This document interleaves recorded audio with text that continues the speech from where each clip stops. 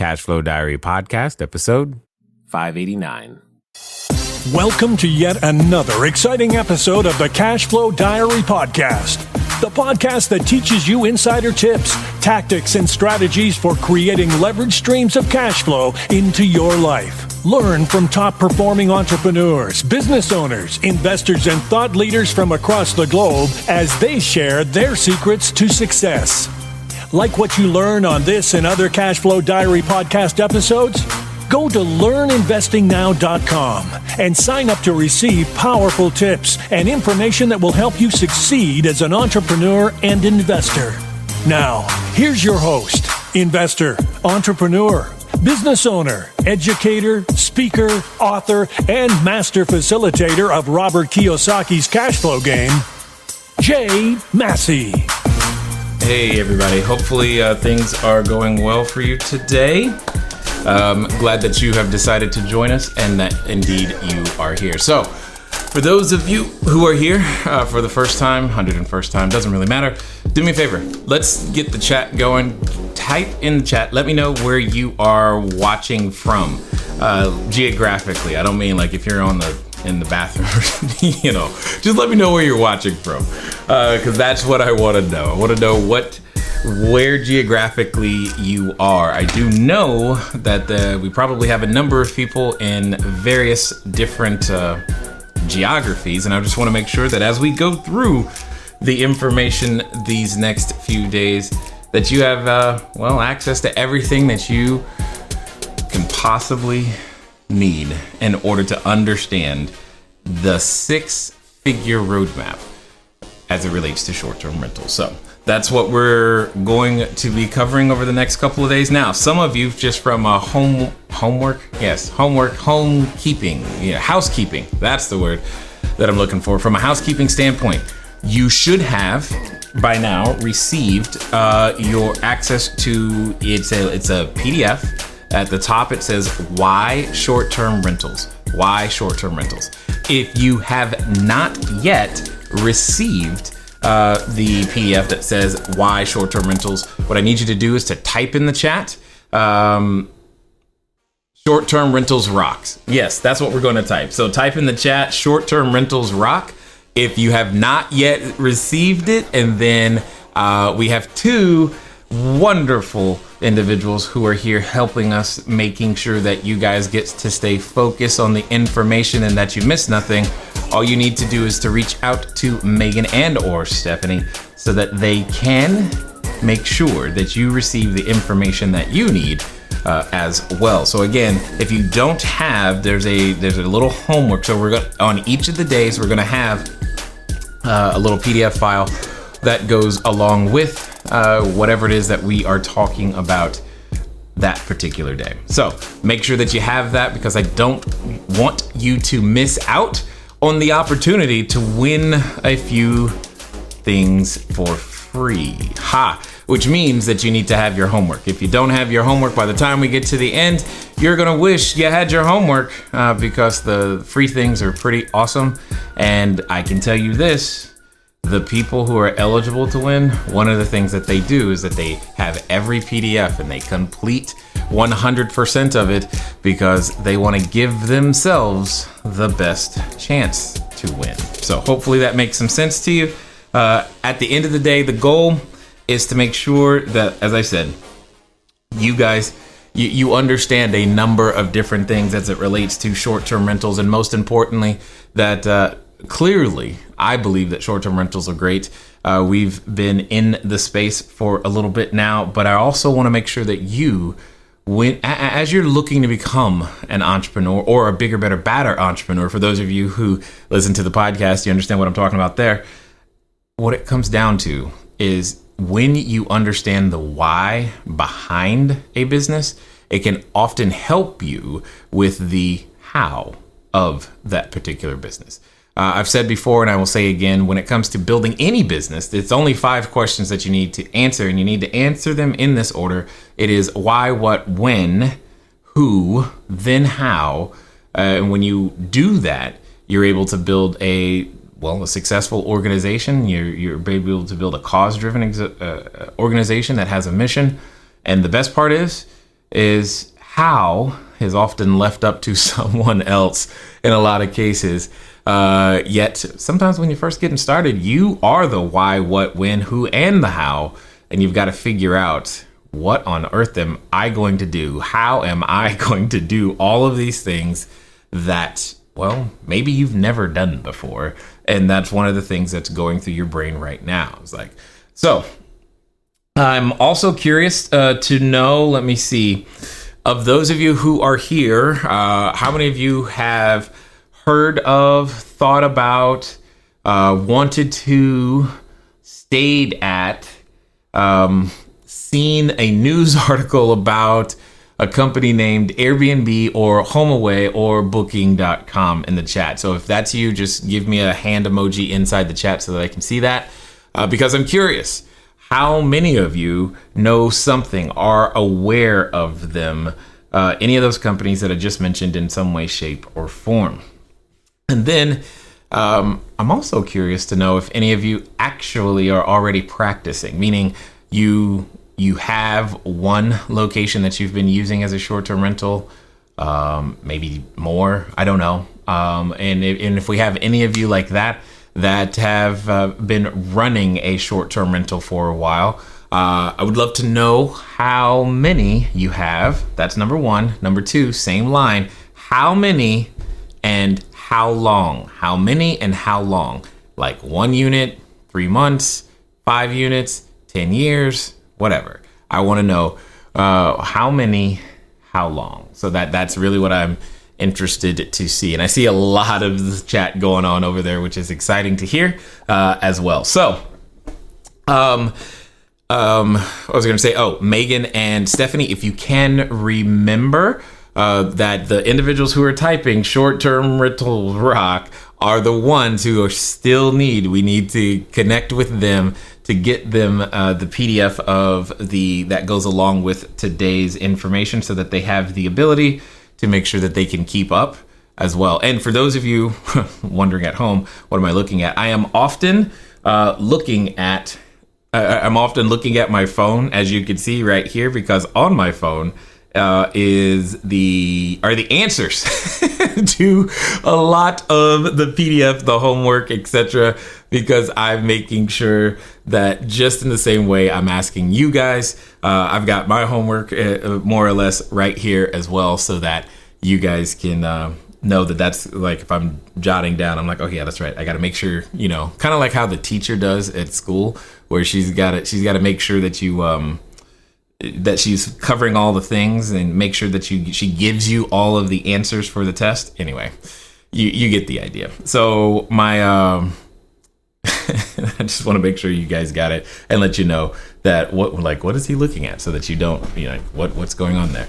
Nope, it's my phone, and sometimes we'll be sharing my screen, and we got a number of things to go over that. Okay. Also, you will notice, or should soon notice, inside the Facebook group, let me see, over to, I think it's going to be on this side now. If you're, depending on what device you're using, like if you're on a desktop or a tablet with a full screen, over here, you're going to see a section called Units.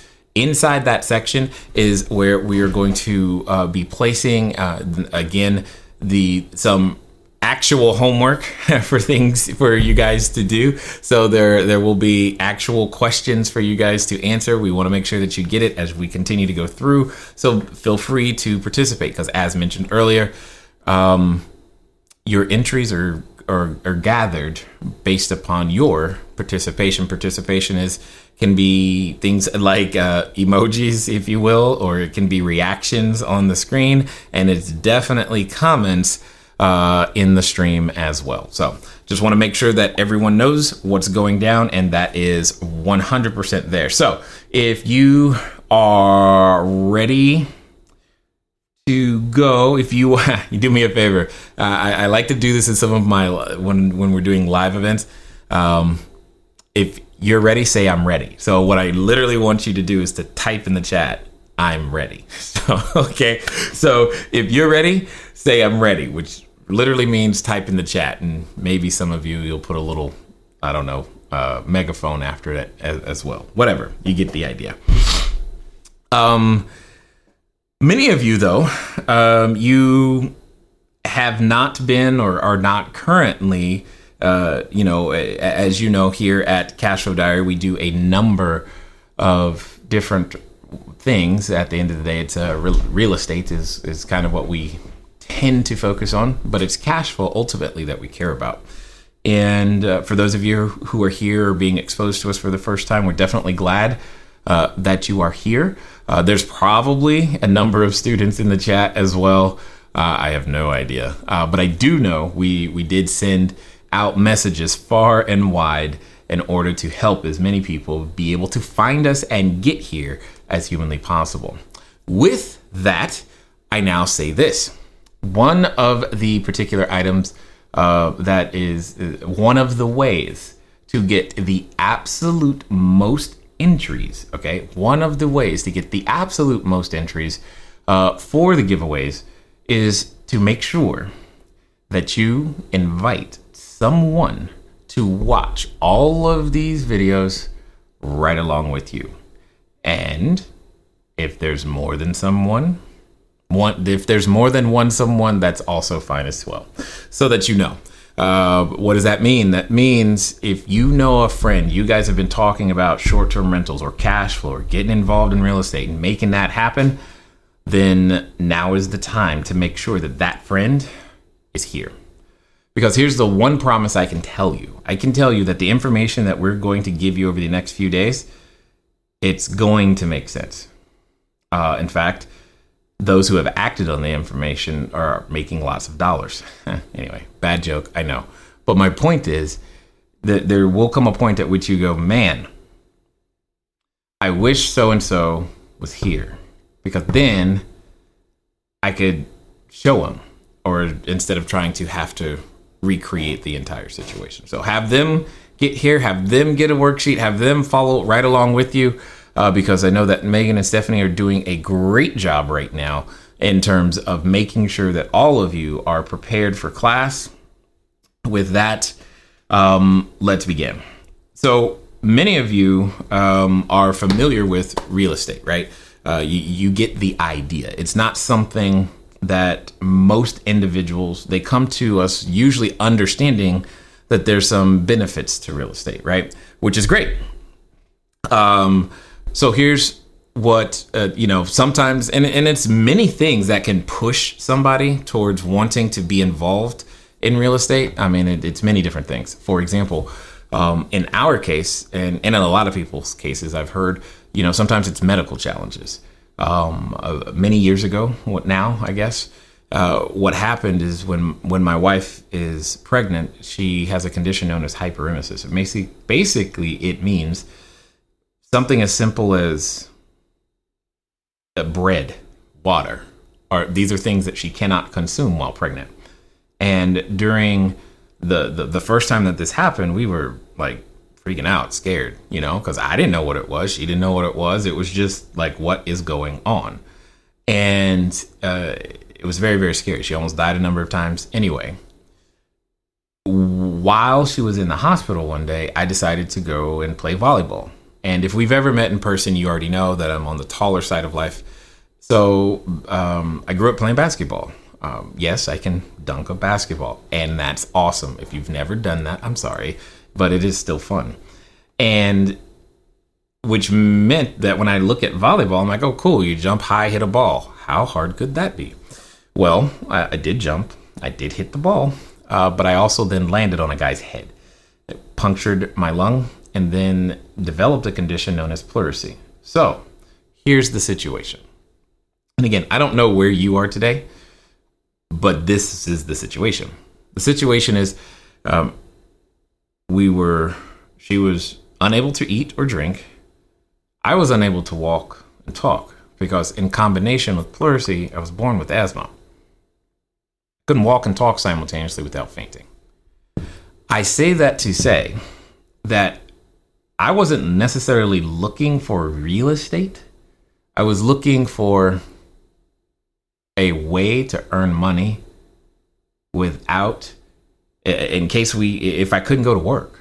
That's really what I cared about. There was no high school that said, hey, here's your path to passive income. There was no course for that. And I definitely dropped out of college because, what was that all about? And at the end of the day, one of the first lessons that I want to make sure that everyone understands is you don't need a job. You need a source of income. Okay. You don't need a job. You need a source of income. And that is then to say, one of my friends at that particular time said, hey, you should get involved in real estate investing. And I'm like, dude, I got a credit score of 398. I got no money, nothing. And why do we as humans, oftentimes when presented with an opportunity, always, consistently, frequently come up with all of the things that why we can't do something? Something we, by the way, we've never even tried, but we're basing it on what we think we know. For whatever reason, that time I did not do that. And I said, sure, you're just going to have to teach me everything. I was being somewhat sarcastic and snarky, if you will, because in my head, I was sure of what I knew. Mind you, I had no reason. I couldn't point to anything that gave me such confidence, but I was sure. So I was like, well, if that's okay, if that's so true, then you are going to have to show me how to do it all and I got no money. And by no money, I know some of you, when you say no money, what you mean is I'm down. There was a time I was a financial planner and I would meet with some clients and they would start conversations like, Jay, I don't know what I'm going to do. I'm down to my last $2 million. It's getting kind of rough. Now, I know sometimes when I say that out loud, some of you are like, what do you mean? How is that rough? Oh my goodness. And some of you, though, you actually can relate to that. You know exactly what I'm talking about. But that's not the kind of no money I was referring to at the time. At that time, I was talking about literally no money, as in none, as in zero, as in we're meeting for lunch. And if you want to pay for this lunch, then and only then will I be eating today. At that time, we were making decisions like electricity or food. Which do we turn on? Which do we keep? Do we buy the food or do we turn on the electricity? Those were the things. Anyway, he shows me what I needed to do. I start walking the path. I start listening and letting other people's information influence the direction of my life. Because I had to face a very cold, hard truth. That cold, hard truth was very simple, very clear, very easy. My best ideas created the situation that we were in. And that's the same thing that I would submit for your acceptance, is that your best ideas, the good ones, created the situation that you find yourself in today. Whether that situation is great and all you can go is, oh my God, this is the best thing ever. Or you're like, man, I don't like this reality that I'm feeling so much. And that's what happened. And fortunately, I was in a position into which I could no longer pretend that, nah, I'm good. I just couldn't pretend. So I just started doing what I was being asked to do, which was for my own benefit. I remember June 18, 2008, we closed our first transaction. Now, mind you, we're still squatting in bank-owned property, literally running from the police, trying not to get arrested because we're in bank-owned. Just trying to be really clear here. All right. And yet, on June 18th, I had closed on a property and actually out here in San Bernardino, California. What was interesting about that is that I had been told, I don't know if you heard this. You tell me, have you heard this? Have you been told that you can't have a property if you have a foreclosure? Have you been told you can't do that because you've got bad credit? Have you been told you need money? Okay. Have you been told those things? Do me a favor, comment in the chat if that's the case, because that's what I heard.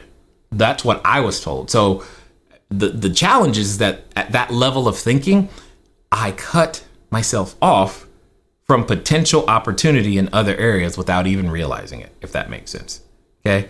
Like just gone. I never gave myself a chance because what I thought I was so sure of, what I knew beyond a shadow of a doubt, what I thought was true wasn't.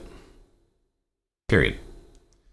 Anyway, after June 18th and closing on that first property, and that, mind you, that was the first time I never even like received passive income. I was like, wow, this is kind of neat. And it was around $200 a month at the time. I'm like, it was the most weirdest feeling ever. I can remember holding the deed in my hand, wondering if someone saw me or was going to come and take it away, because I'm like, I still have bad credit. Don't they know? Anyway, 398, guys. Who in the chat, did you have a score? Did you even know credit scores went down to 398? You can be honest and say, no, dude, I had no clue. You were jacked up, because that's the truth. Yet I was also in the process of doing something that I had no idea, beginning something that was changing. Anyway, one of the next things I want to make sure I leave you with as we get into and continue with understanding is that you can play any game, if you're taught the rules. You know, you've learned to play checkers. You've also learned, some of you, to play chess. Many of you have played the game of life. You've played Monopoly. Some of you have played my favorite game, Cashflow 101. You weren't born knowing those rules. You had to learn them. And real estate and business is literally no different. You have to learn the rules. You can't just jump in and go, cool, I know what I'm doing. No, you don't. In the marketplace, it really doesn't care. It'll tell you that you don't know what you're doing with no sales, no clicks, no leads, no, nothing. No audience, nothing. That's how you know you can start a podcast, but if you don't, no audience, the marketplace is telling you something. Anyway, shortly after understanding that, hey, this is a skill set, I realized something. Hey, if this is a skill set, then the only limitation is the number of times that I can execute it. Cool. So I started trying to execute it more. 3 weeks after we closed on the first one, we did 10 more. A few weeks after that, we did more. We kept doing more. And here's what I am trying to say to you very clearly. And what was true late night TV fashion, first 6 months of 2008 were not that great. The last 6 months of 2008, starting June 18th, almost the dead center of the year, we ended up creating 6-figure income in 6 months.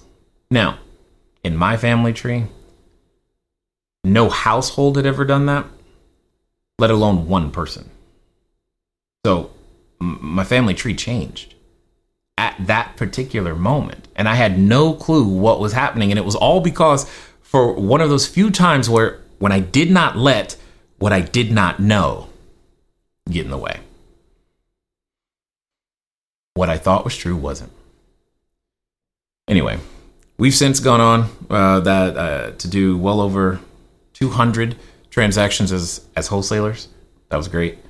And for those of you who may not be familiar with that particular strategy, what that simply means is that we would earn between $2,000 and $26,000. Yes, between $2,000 and $26,000 per transaction, and close it within 72 hours. 72 hours. And that is great, by the way. Shortly after that, though, I got introduced to the tax man. I did not know what I was doing. And after you pay that tax bill once, again, I'm not the sharpest tool in the shed. I just said, is there anything I can do to make sure that doesn't happen again? Because that was not fun. I had never seen anything. Just the tax preparation bill was something that was amazing to me. I'm just like, wow, I can't TurboTax this anymore. Life was changing. I need a person. Help, please. But I just learned that there was a better way. That's basically what was happening, is that I started out with wholesaling. I'm like, oh, this is great because it solved the problem at the time. And then what ended up happening is I was like, oh, well, I don't like that part. Is there anything I can do about that? And then I learned some more. And it became, well, if you want to get rid of or handle what is known as your adjusted gross income, you better start working with your taxes and having some of these benefits. And I'm like, what benefits? And that was the first time I learned that the government will gladly give you all your tax money back. You just got to do one of 4 things. You got to learn to provide energy. You can provide food. You can provide housing, or you can provide jobs. Do any one of those things and they will give you your tax money back. And I'm like, well, I can provide housing and jobs. Okay. And then it became a quote unquote race to figure out how many houses, how many jobs, what did I have to do in order to get the tax money back? I just did the math, said, cool, let's go. And that's what we started doing. And we started out with single family houses. Literally hundreds of those, guys. Lots. And what I learned through that process was, man, there's a lot of roofs to repair. It's hard to have a house to be able to offset deferred maintenance. I mean, there was just a lot of things that were learned in the process. But again, just kept going. So I was like, okay, cool. I like what's happening now from a tax perspective, but I don't like all of this repair stuff. What else can I do? Oh, I can be the bank? Great. So then it became a collection of mortgages. No joke. Lots of mortgages. Now I'm on the other side of the transaction. And instead of having to deal with the repairs, I was just waiting for the money to arrive. That's really what it was. The true mailbox money situation. You know, you just wake up and go to the mailbox. And at that point, it was wake up, go to the mailbox, hand the mail over to my CFO at the time, and that was like my work day, literally. And then we just kept pursuing, kept doing more.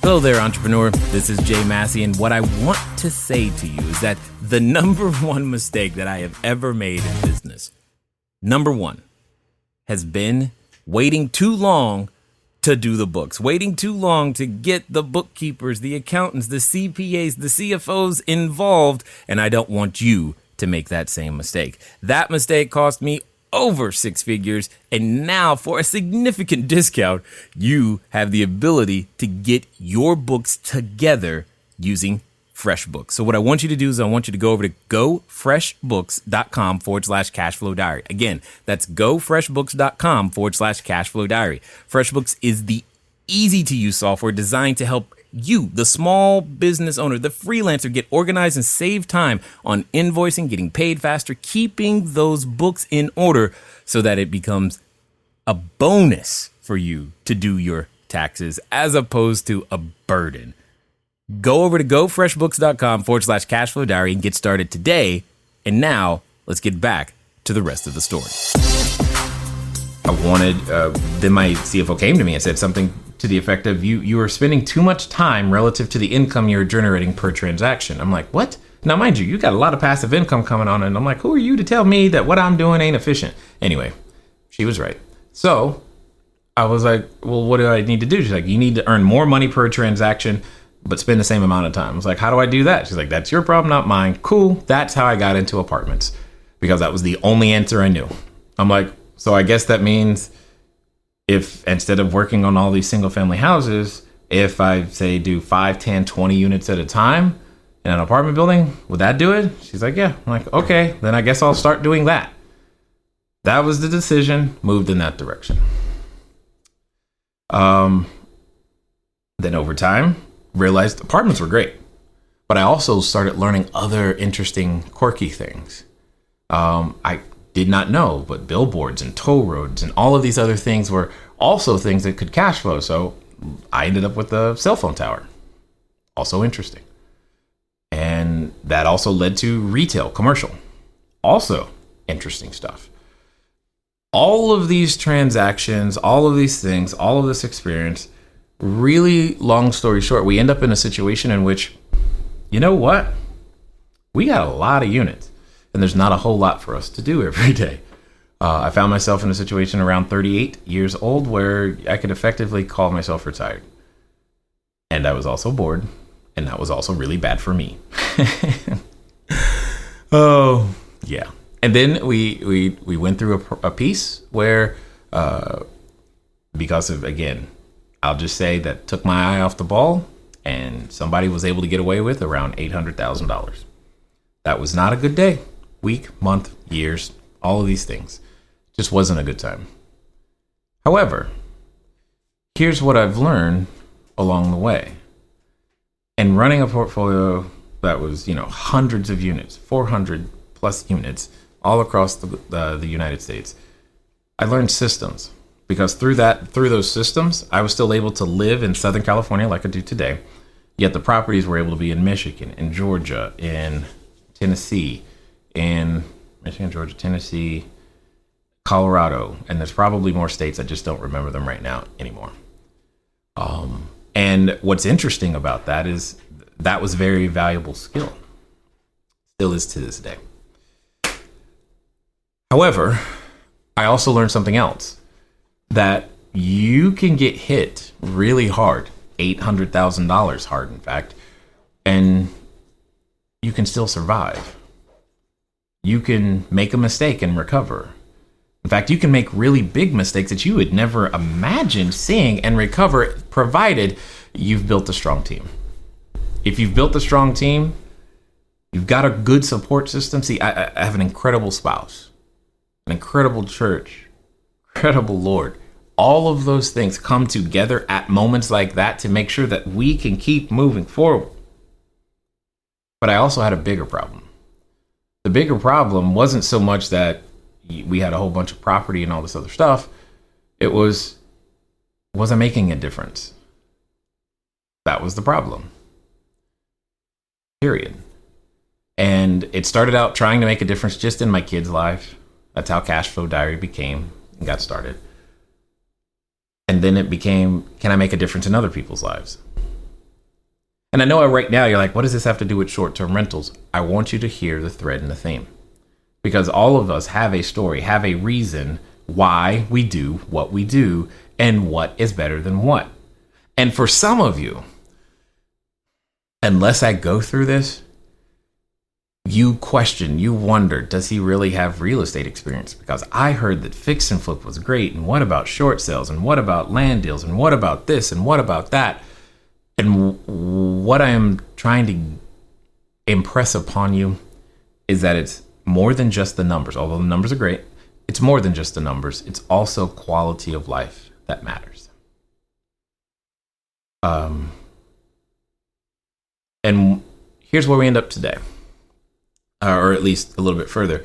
As I start developing Cashflow Diary and flying around the country and the world, teaching individuals, some of the individuals come to me one day and just simply say, hey, Jay, I know, thank you for helping us, with raise capital, etc. Great, awesome. And here's what we did with the money. Now, at this point in my career, I had heard, thank you for teaching me XYZ, but this is what I did instead, because I thought it was a better idea stuff. I had heard that so many times that I was often going, oh, crud, what happened now?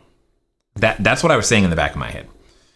And then they just continue to explain themselves that, hey, we started here, we ended up here. We were doing student housing, but we took the capital and we did this. And I was like, okay, tell me more. And they're like, yeah, and the numbers are now such that it's very confusing for us. We don't know where to spend our time. I'm like, what do you mean? How is that possible?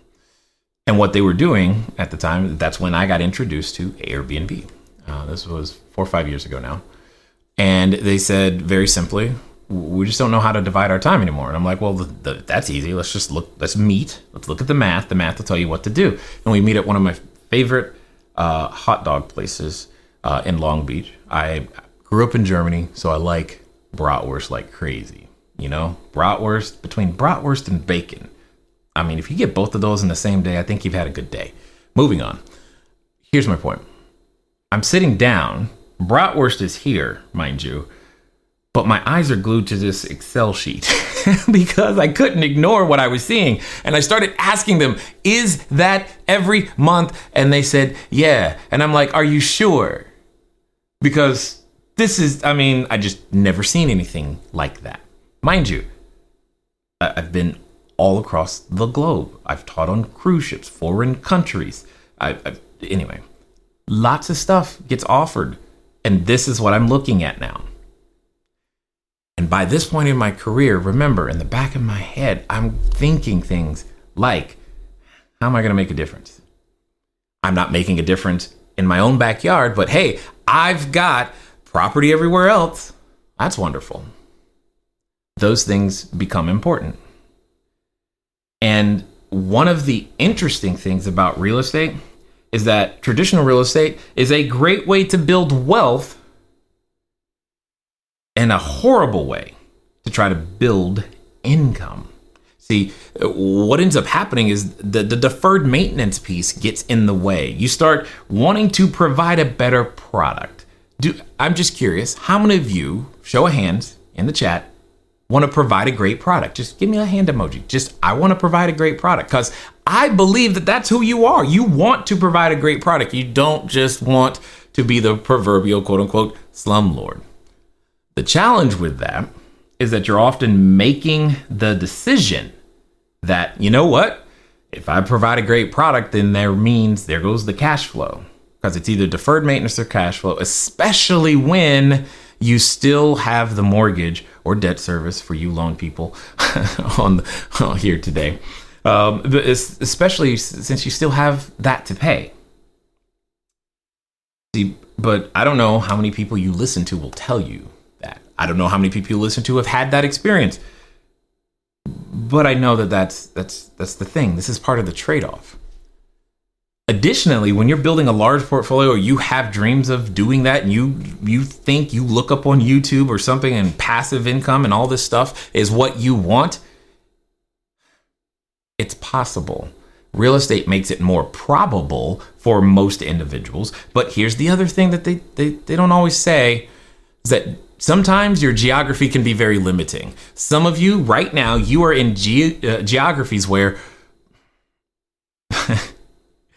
the houses are a small fortune.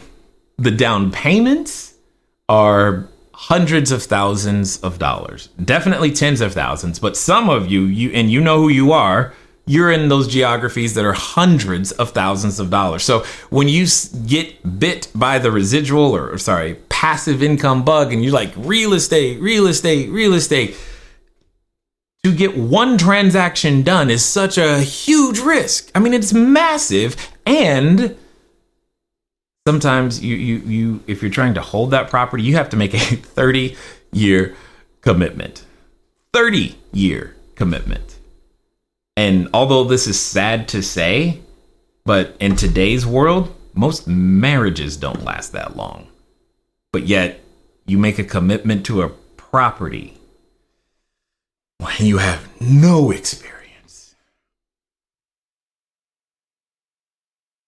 So because of that, what you do is you start flying and go to other places where the land is cheaper and the properties are less money, which, okay, great, works out. And you know what? For some of you, you live in those places where the land is cheaper and the houses are less money. And then you know what happens? What happens is now you build a great portfolio, but because of where you live and where the portfolio is, it's not in one of the primary markets. So what ends up happening is you end up with you have to compromise because you can't find all the staff you need.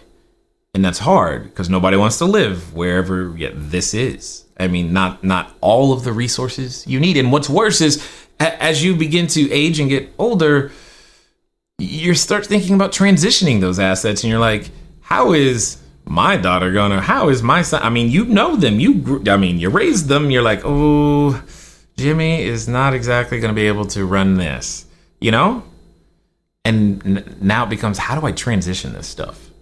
And that becomes this whole new cycle of stuff and challenge. Geography is limiting.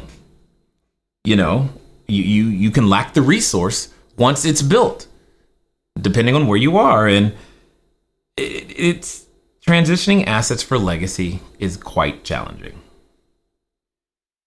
So if you can imagine, all of this is going through my head as I got a nice, warm, perfectly made bratwurst with all of the spicy brown and everything that I love. Yet I'm looking at this Excel sheet because in the back of my mind, what's going on is this really it? Is this finally an opportunity to provide jobs locally? Is this what's going on? Is this finally an opportunity for me to affect the individuals at my church and provide jobs that I can now see? Don't get me wrong. I appreciate what we've been able to do for all of the cities we've operated in. and operate in. Yet there's nothing like knowing that there are individuals whose lives you affect that you can still see.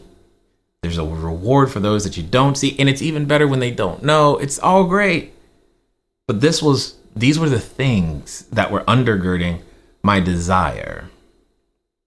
You know, a lot of landlords lose money on long-term rentals for quite some time, a while. And ultimately, I look at, and I do my best to try to understand consumer habits. Short-term rentals, the entire thing that we're experiencing right now is a response to your habits, my habits, all of our habits. Consumer habits have changed, and therefore short-term rentals are now what make sense. And they make a lot of dollars too. Here's what I mean by that. You may not know, or just may not be aware of this, but the concept of short-term rentals have been around, specifically in the United States, since the Civil War period. When banks would go to give a loan to again, mind you, it's your primary residence, you need a loan, I want to buy, great. One of the questions for underwriting was simply, do you have a second building on the property so you can rent it out? They wanted to make sure that you could make the payment. That sounds very financially responsible, like a bank would do, because it makes sense. See, short-term rentals aren't new. What is new is technology, however. Technology has come in such a way to absolutely transform, flip on its head nearly every industry it's touching. And real estate will be no exception. Finance will be no exception. This is what's happening. And it's happening to you and I, and it's happening in real time, and it's happening right now. Short-term rentals are leveraging the technology most people are trying to ignore, specifically in real estate. And I'm not saying your yellow letters don't work. They still work. They still give you a return on investment. What I am saying is, if you spent $2,500 on your yellow letter campaign, is that the best place for that $2,500 today? I'm reasonably confident that it's not. And the same thing is true. You may have a portfolio of 5, 10, 50. You may only have one property. And for now, you may have been renting it out to one family for multiple years. Awesome, great, wonderful. And I'm just simply asking, is that the best use of the time at that particular property today? Are you yielding, keyword, yielding the most you can from that particular asset? And I'm, again, reasonably confident that the answer is no, you're not. And that day, as I'm sitting there, I did eventually get around to eating the bratwurst, I promise you. My mind went back to it, but I was very excited, still am. And I began to dream, wonder, like, oh my gosh, that means I can do this, and I can do that, I can do this. If this is true, do you understand? And this is ultimately what I ended up telling them. I was like, you guys don't even understand what you have. They're like, what do you mean? I'm like, this is so great. They're like, could you tell us more? Because I was being cryptic, but not intentionally at that moment. As I said, I've done a lot of different transactions. You take a lot of different levels of risk, whether you're a wholesaler, note broker, note holder, whether you're fixing and flipping, or whether you're doing short sales, whether you're holding the properties long term, whether that's single family, whether that's land, whether that is a apartment building or a cell phone tower or a commercial piece of property. With this perspective, I come to you knowing that all of us, myself and you included, must have a way to produce not just income when we aren't physically awake, but income that adjusts with inflation, because we have to battle fiscal policy as well. We have to. No choice. If you are alive right now looking at me and were born on or after 1974, ERISA came into being. ERISA changed the game. 3 years earlier, 1971, is when the rules of money were completely rewritten. And never once was I taught them. I didn't understand them. I had to go find out on my own. And unfortunately, there's too many of us out there who are older, who are finding out the hard way that Social Security is more like social insecurity, and that 401ks don't last long enough. And we're living longer. Yay, medicine. That's great. But it feels like a sentence to some people, because how am I going to make enough to make it work? And you're right, though. Real estate is great. But see, up until this point in the story, there's been a big roadblock, and it's usually that down payment. How on earth am I ever going to save that? How on earth do I ever get in position to make that work when I'm battling all of these other things?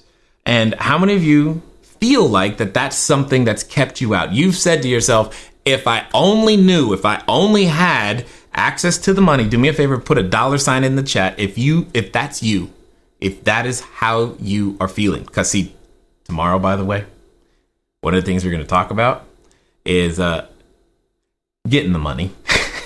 Okay, so make sure you definitely come back, and don't forget, tag a friend, bring them with you. But here's my point. I remember sitting at Starbucks, because I was thinking the same way at this time, because I left that table that day going, you know what? Not only is this good, but I want you to understand something, because again, this is not something I've normally done. Not only do you have something here that's really good, it's so good, I'm going to do it too. And I've never said that to anybody before or since, for that matter. I'm like, that's great. I'm doing it too. Okay. Never happened. But here's my point to you. The next few months, I didn't want to tell anybody. I didn't want to tell anybody, not because I was trying to hoard the opportunity for myself, but because I felt a responsibility. Like, if this didn't work, and if Jay just goes off on some weird tangent and, things don't go so well, cool. But if I say something to other people and they start trying things randomly based upon what they think they've heard, either from me, then I consider that to be irresponsible. I consider it to be irresponsible to have a platform to ask for your attention, which you do give, and thank you, and then not make a way for you to do the exact same thing. It's not about, look at me, I've done all this, ain't I great? It's, let me help you, because these things are coming. Inflation, taxes, that's typically what I'm referring to. Because that's what the news is saying. And what defense do you have? And sometimes the best defense is it's a great offense, but we're not taught to play financial offensive strategies. And if we are taught to play them, oftentimes really large barriers come up first, like a down payment, like a credit score, like all of these things that can get in the way. And understand that real estate portfolio, the one that never used a bank, guys, you got to understand, hundreds of units. Insane what is possible. I dare you to give yourself the chance. Anyway, here's what transpires. Over the next 6 months or so, after that, I start figuring things out, and I'm like, oh, cool, do it this way, say this, do that, all these things. I just start, and then in a very, very short period of time, we end up with another 7-figure business. We're like, what just happened? I had never grown anything to 7 figures that quickly. 6 months. I'm really trying to be clear here. And I was like, what is going on? Now, are you going to do it in 6 months? I don't know. Are you going to do it ever? That's a great question. I hope so. I know the car works. I need you to get in and drive, though. And I'm trying to explain from an experienced point of view why short-term rentals work. See, I mentioned it earlier. When you're first getting started in real estate, sometimes you have to make a commitment of 30 years. Oh, maybe I do 15-year mortgages. Great. Whatever, dude. I don't really care. You get what I'm saying? Yeah, making a long commitment of a lot of money, but yet you have no experience. Would you give your 16-year-old the keys to a high-performance vehicle? Probably not. Why? Because they'll probably hurt themselves and or someone else or both. You know, and that high-performance vehicle, in many cases, is still less than the piece of real estate that you are being handed the keys to, even though you have never screened a tenant in your entire life, even though that you've never collected rent, even though you've never evicted a person, even though you've never done many, many, many things, and you are suddenly subject to a whole bunch of on-the-job training while you have the majority of your financial assets at risk. Then one day at Starbucks, it occurs to me, as I'm going down this path, thinking about short-term rentals, it occurs to me, I'm about to because at the time, I was like, you know what, if I could I knew how to get more property. So you know what I'll do? I'll just do a subject to. Some of you have heard of that. Yes, it works. Anyway, I'll just subject to. I found a property right down the street from where I live and go, cool, here's one. Let's do that. I was in escrow. I think it was one day, maybe one day. It was a few hours or so before I had to remove final contingencies. Meaning, once they're gone, I'm buying this house. It's going to take $100,000 to take it over, and then and do some rehab, and then I had to furnish it. And in true fashion, I sit down, I go, okay, let's do the math. Let's make sure this is good. And I don't know what it is or what was in my coffee that day, but I sit down and I do the math. And I'm like, okay, that's great. And then suddenly I get this like, hey, what do I really need though? Do I really need to own this piece of property? And then I'm like, no, I don't need to own it. I mean, that's great. It gives me more equity and that's wonderful. But what I need is control. I need the right to use the property the way that I want to use it. I'm like, but that's called a lease. I don't need the deed. And then I'm like, well, if all I need is the lease, what would it take to lease this exact same property? And then I did the math. So instead of doing all that stuff I was going to have to do to catch up the behind and do all the takeover and the rehab, I said, if I just lease it, what would this, I think it was a 3-bedroom house. What is this house what would it produce? And I was like, whoa, wait a minute. It's going to cost me less money up front. I'm going to get started faster, less risk. And then it was like, well, instead of leasing a house, what happens if I lower, like suddenly now I'm doing business hat. I'm like, if I can take that upfront cost, well, what if I lower it? Like by leasing an apartment? I wonder what would happen then. All of those things occurred in stages to the point to where I go, oh my God, this is amazing. This is what I have to do. This makes so much sense because I ran the numbers and it told me that, hey, if I had a pile of cash, I had a shot at getting 100% of that cash back within 10 to 18 months. And then I ran the numbers again. I know what it's like to put down a down payment. Okay, cool. Once the down payment is done, how long till I get that cash back if I don't refinance? Mind you, yes, I'm aware that refinance and there are other things that are available. But if I don't refinance, because see, to refinance means you got to fit in somebody's box and that box changes. And if you are hinging your strategy on that refinance, you could end up stuck. That's a whole nother story. That's how I bought some great deals, by the way. It's because people ended up stuck, unable to refinance. But I start looking at this and realizing that, oh my goodness, it's going to take 15 years if I don't refinance this property for me to get my cash back. And that's assuming I don't have any deferred maintenance. That's assuming I cash flow the entire, that was assuming so many things that I knew were not going to happen. And then I don't know how it just occurred to me that, well, what would happen 18 months later? Well, 18 months later, I'd have my short-term rentals and I'd have the cash. I'm like, well, that sounds better. I mean, right? I mean, because again, mind you, I'm by myself, so I don't have anyone to talk to, but I'm looking at the sheet of paper going, okay, well, I think I'll do that. And then I set off trying to find and talk to the landlords and figuring out all the things that you feel stuck on sometimes. Getting a landlord to say yes. For those of you who are like, oh my God, if I just knew how to do that, do me a favor, give me two-handed emojis in the chat. Two-handed emojis in the chat if that's you. I just want them to say yes. If I could get to a yes, that would be great. Two-handed emoji in the chat. Yes, right now. Yes, you. I know you're probably across the room. Walk back over to the computer. Go, make this the main window. Don't put me in the background anymore. I'm messing with you. Anyway, go ahead, go over. Two-handed emoji in the chat. And make sure you come back on day 3. Because guess what we're going to be talking about? We're going to be talking about exactly that. How to get the landlord to say yes. Anyway, what ends up happening is as I go through that process, I just realize that the numbers make sense. It is on trend because the consumer habits are different.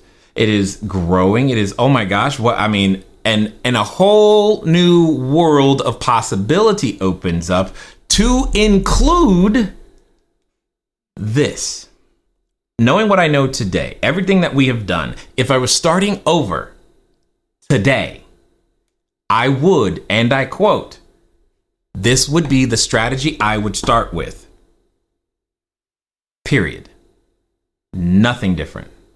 This would be the strategy I would start with for all of the reasons I just told you.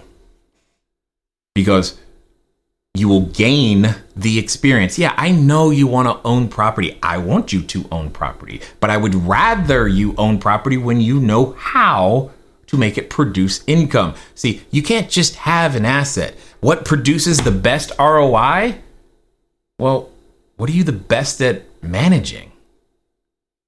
Period. You know, that's what it comes down to. Because sometimes people ask me, hey, Jay, what about this location? What about that location? What about over here? What about all? Okay, great. Yes, I understand why you're saying that. The real question is, are you able to manage the customer? Do you even know who that might be? Let's start with that. See, those are the things that begin to make the difference. Like all of the difference. And your ability to be successful is, do you have a system in place? Can you? How can I? Jay, I have no time. Well, good news. We're covering that on day 4. Don't worry. Come back. Because ultimately, at the end of the time, at the end of the day, like I said, it's quality of life. Knowing what I know today, this is what I would do. Here's why. It makes dollars. It makes sense. And when executed properly, you get to provide clean, safe, affordable housing to people that need it when it matters most without the geographical limitations, without having to concern yourself with, do I know what I'm doing? Because you're going to learn literally on the job training without a 30-year, 15-year commitment. No, makes lots of sense. I'm not saying it's silly to own them. I'm just saying do it in a certain order. Because when you do, you come out better. You come out stronger.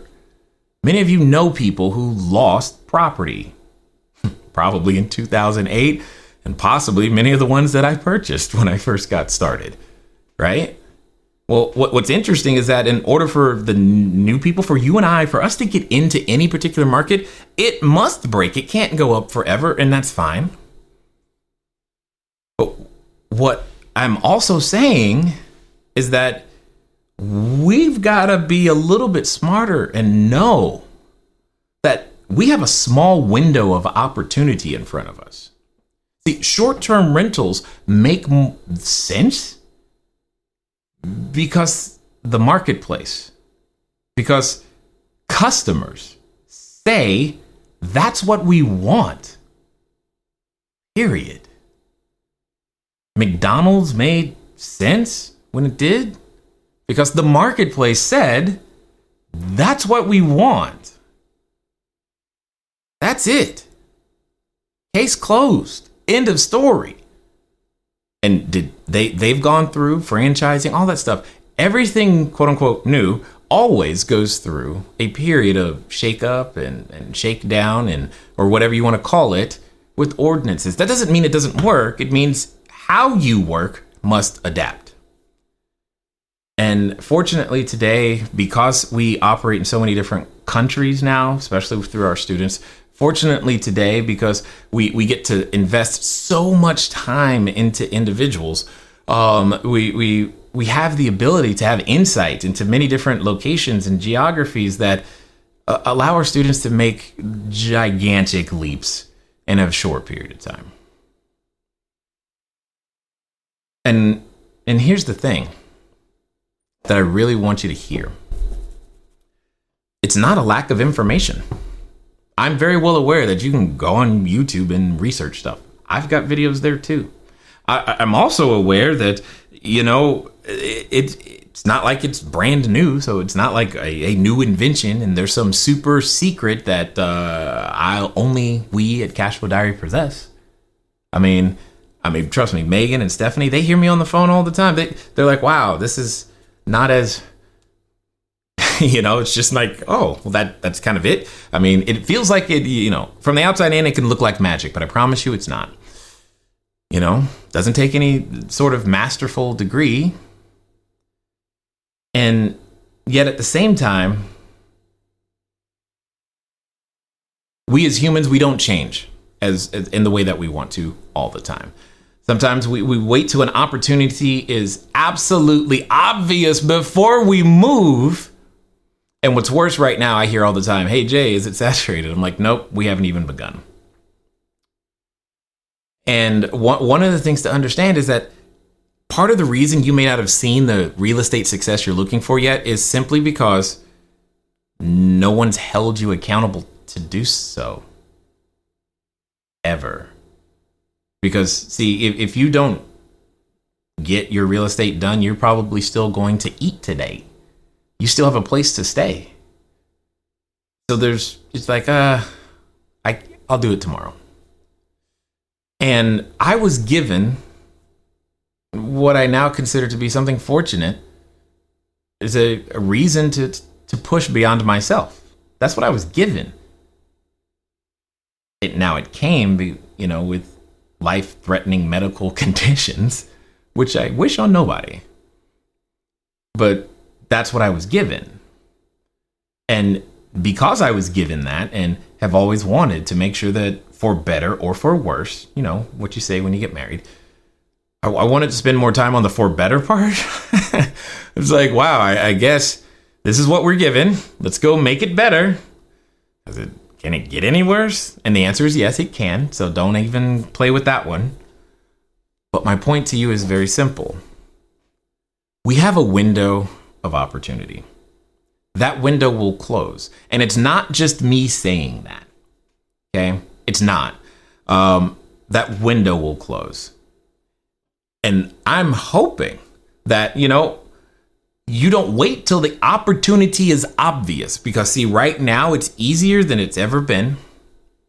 And it will only get harder. All new things function that way. This is new to a lot of people. We're still dealing with landlords who haven't even heard or even understand exactly what is this again? How does this work? A lot of our students spend a lot of time explaining that. And if they're in the chat, they'll let you know. But my point is simple as well. Here's what I want you to think about, what I want you to understand. And I've got a small little video that I definitely want you to see here in just 1 second. But what I also want to do is that I want to make sure that you guys have tonight's homework. Yay! Everyone said with no excitement. I want you to post one thing that was, rephrase. I want you to post at least one thing that was an aha moment for you. So if you've been following along on your worksheets, you know right now that you have almost all of the answers except the last one. Don't worry, I'm gonna give it to you. And what I'm saying is post one thing that was an aha moment for you that you learned about building your investment portfolio on short-term rentals. Like, what is an advantage that you would have if you built your portfolio starting with short-term rentals that, yes, you did not own first? Because, see, I look at it as a 3-phase business. That's the truth. And that's what it is. But before I tell you about the 3-phase business, I want to make sure that you understand that the opportunity that I'm talking about right now, that we are spending the next days helping, in some cases, some of you get up to speed for the first time, that we're doing with you, we're doing this because what it's going to do, I think it'll begin to be the beginning of the transformation of your life as well. But I want to play a video for you. I want to play this video because when I play this video, here's what I believe will happen. Many more of you will begin to understand that the opportunity, that the window is closing, but the opportunity is still present. So let's watch this for a second. And for this next car, BMW wants to think 8 to 10 years ahead to reinvent again and again. The simplest way to predict the future is to make it yourself. Here's to the next 100 years of innovation. Well, that's the wrong thing. Give me a second, guys. That didn't. What is that anyway? Hold on. I don't know what that is. That is, I don't even know which screen that is. Like, where did that go? You see, this is the fun part of doing things live right here. You know, it's how you know it's not tape delayed or anything. This is real. Real today, right now. Okay, what's this? What is that? Okay, let's try this again. Come on, just play the video. Tell the people what they need to see. I appreciate you guys hanging out with me today. And I think you're going to not only like this, but you're going to like, well, everything that we've got for you. What is that? Okay, so what happened here is... Oh, come on. I'm coming back to the statistics. I want the article. This is crazy.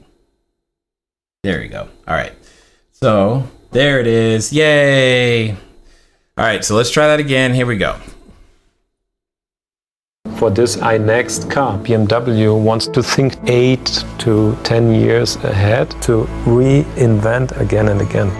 The simplest way to And yes, if I could skip the ad, I would right now, but I can't. So 100 years of innovation.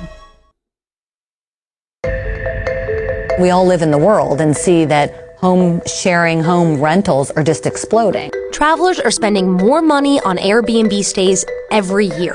Airbnb bookings are even catching up to the world's largest hotel chain, Marriott. Now Marriott wants a slice of the home share market. The initiative is called Homes and Villas. What was the main decision behind Marriott making this pivot and investing outside of its core business? I mean, I think if you don't change and grow as a company, you're not going to thrive. There's 2 big gaps that we saw in this space and why we got into it. We saw a lack of curation and branding and a lack of offering a consistent guest experience. The listings are focused on luxury. Many cost over $1,000 per night. We really see home rentals as additive. If you are a road warrior and you're out there staying at Ritz-Carlton's or St. Regis, W's, Marriott, Sheraton's, any of our 30 brands, and you have all these points that you've accumulated, what a wonderful option to be able to use them for a castle in Scotland or a beautiful villa in Tuscany as a redemption opportunity. And we think it will bring more people to our core business for their hotel stays when they have the opportunity, for example, to redeem at Marriott's Homes and Villas offering. Marriott has just 5,000 homes and villas listings. Airbnb has 6 million. Marriott entering home sharing, I don't think changes home sharing overall, because Airbnb obviously is much larger. Further, when you talk to a traveler, they think of home sharing as Airbnb. Our game here is not to compete with Airbnb. You know, I suppose we're competing with them a little bit in the premium and luxury space on a smaller scale, but our objective is really to make Marriott Bonvoy, the loyalty travel platform, as comprehensive as we possibly can. You guys oversee over 1 million hotel rooms. You don't necessarily have the same control when it comes to these homes and villas. We have very strict standards in terms of design, amenities, washer dryer, free high Wi-Fi, 24/7 service. If also for any reason there's ever a problem, we can simply take them off our site very easily, much more easily than we can, quite candidly, a hotel. We ask consumers in our surveys, like, what brand do you trust the most? Hotels get the highest percentage, so I think consumers will have that trust factor going right away to that. If I'm staying at this property, I know what I'm getting. Do you think that this was a risky move for Marriott? I think it was a risky move, I do. But if you live your life being afraid of taking risks, then both personally and from a business perspective, you're not going to grow.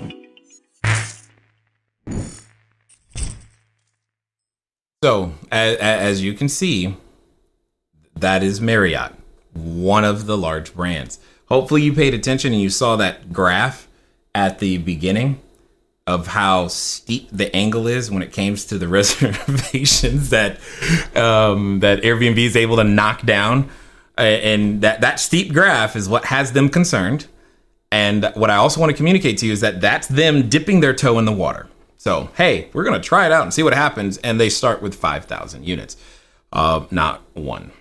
Now, again, they've got more money than all of us. They've done the research and they're entering into the market. Part of the reason you entered the market, especially at the top, is because the profit margin in general, while you may do less transactions, it gives you extra room to make mistakes.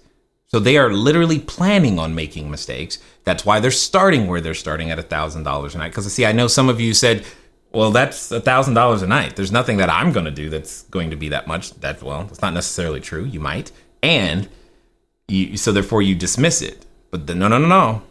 They're not going to stay there.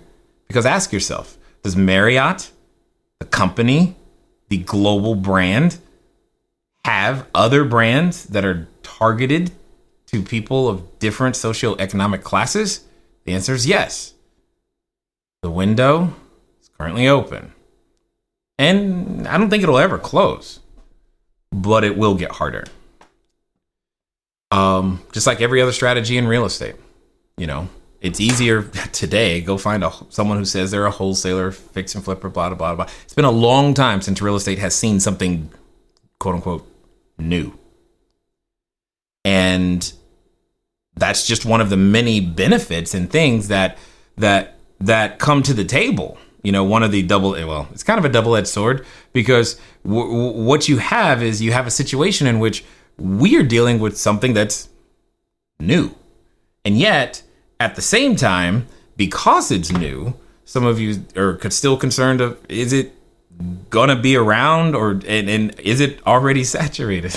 No, not even close.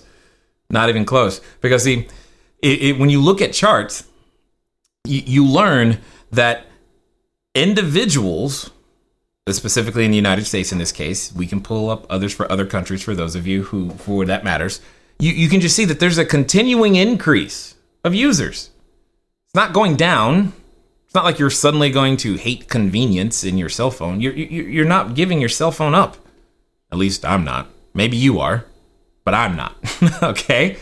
And let me see. There's a lot of understanding that really, you know what? Look at this. Where'd it go? I'm looking for, because see, there was a study that was recently done in terms of not so much a study as much as there was a report. Yes, here we go. The not the number of listings. I want the dollar amount so that you guys can see this, because this is what I get excited about for you and I, Because see, it's one thing to find out about an opportunity after it's already established. It's another when that it's kind of still there. Is this right here? The number of individuals in 2018 anyway, in the United States, who are even familiar, not mind you, not have you used it, but are you familiar with Airbnb? Now, they're not the only marketplace, but are you even familiar with it? As you can see, most people are not familiar with Airbnb. They don't know what it is at all. Yet being the key word. Yet is a very important word. In fact, if you've looked at my shirt today, you know that. Anyway, my point is, it's not saturated. We're not even close. We haven't even begun. I look forward to when when that's an actual, true, real conversation. But most people don't even know yet. So, like I said, please remember your homework. I want to know. Tell us something that was an aha moment for you. Because see, maybe, just maybe this next statistic is that aha moment for you. And is this the right one that I want? I want to make sure. Nope, that is not it. Because one of the things that sometimes people ask me, all the time anyway, actually, is what... Oh, yeah. This is the one. What is it that you can earn? Like, how much is, hey, what is this? How much can I make? Right? And then, because one of the arguments that's been out there, at least touted by some, has been things like, you're taking away our money. That's what the hotels say. Hey, we're not making any money. Now, as far as I can tell, maybe I'm wrong, with the exception of the transition from 2008 to 2009, where everybody got slapped. I think the hotels are doing fine. Because from what I can tell, it's still going up for them. In fact, if you were paying attention inside the article I showed you, what did she say? Stephanie Leonard's Marriott specifically said, I believe that these are additive to their portfolio. They actually help people want to stay at some of our other locations as well. So when I say to you, why short-term rentals? I give you everything that I've said, as well as, and even if it's only because clearly Marriott knows it's time. Okay. Because that's the classic. If you can't beat them, join them.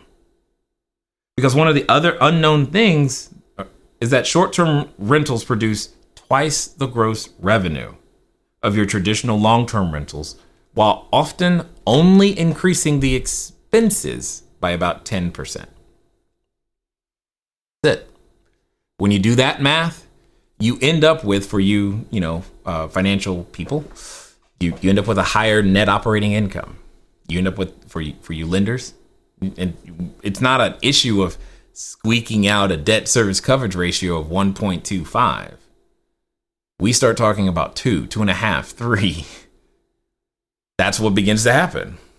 That's why there are some lenders who have come to the space. That's why finance is also going to change.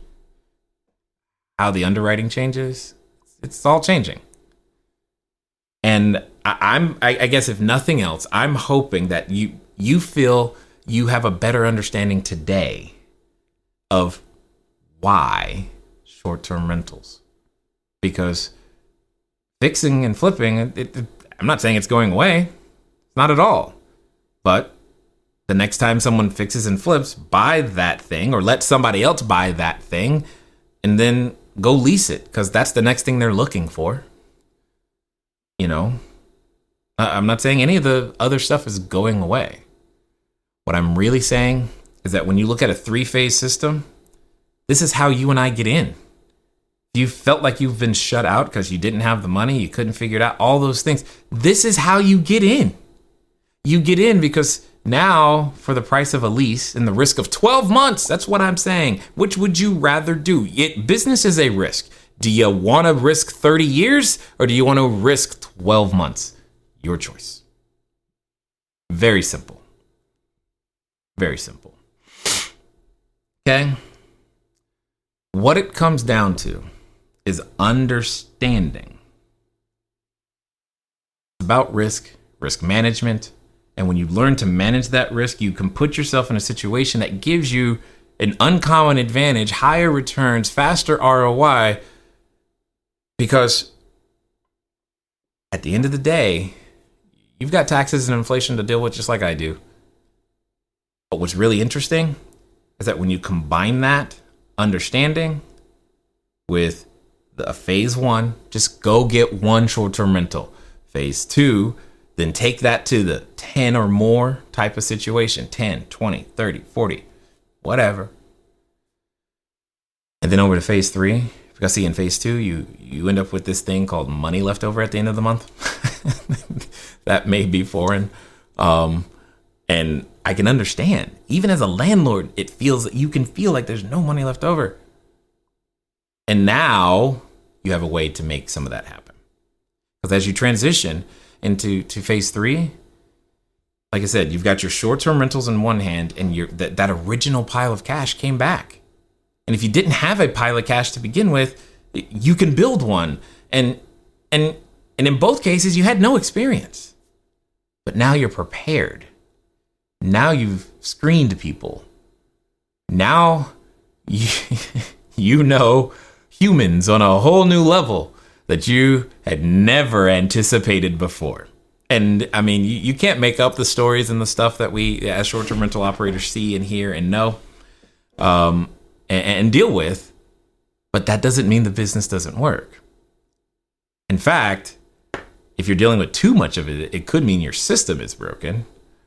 And for those of you who say all the time, well, that stuff doesn't happen at my property. Oh no, it happens. You just don't know it's happening because you don't have a system that can tell you. You have no way of preventing it, but that's another story.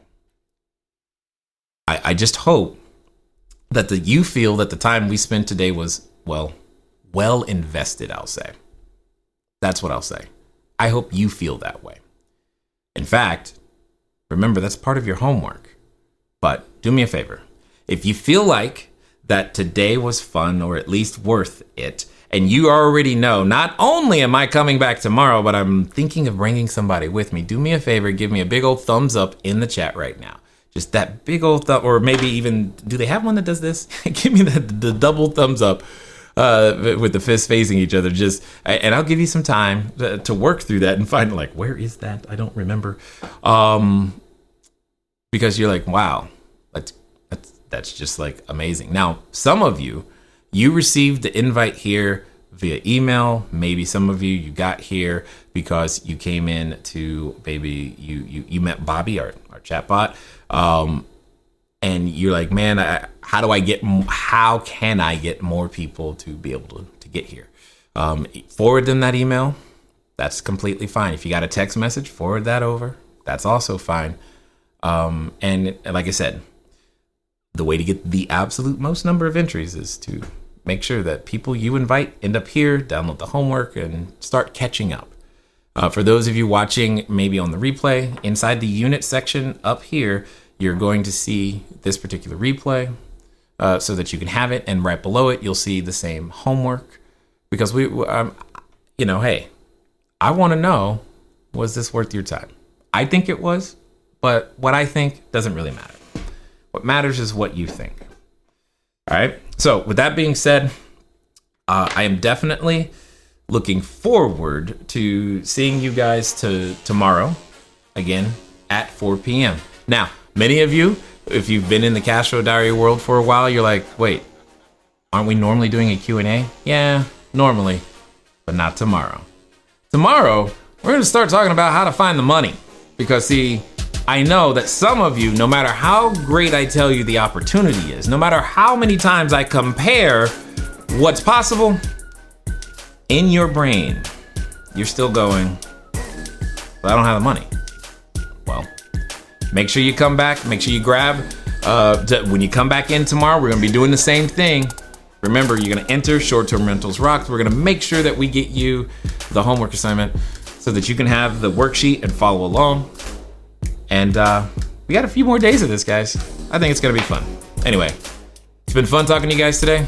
I look forward to talking to you soon. Until next time.